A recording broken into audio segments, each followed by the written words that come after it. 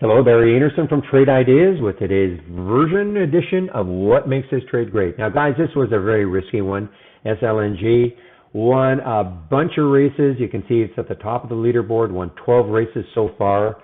I'm doing this video at noon Eastern, so it still has another 4 hours. But it got halted early. It had some news, and then looked at the absolute explosion. Now, I'm not saying this was an easy one to trade.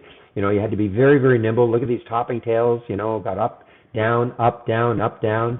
But boy, oh boy, it was exciting, you know, but you had to be very, very nimble. By that, I mean, you had to have your finger, if you bought this, you had to have your finger on the sell button, you know, just in case it did something really bad. But even if it did something good, because you knew this wasn't going to last.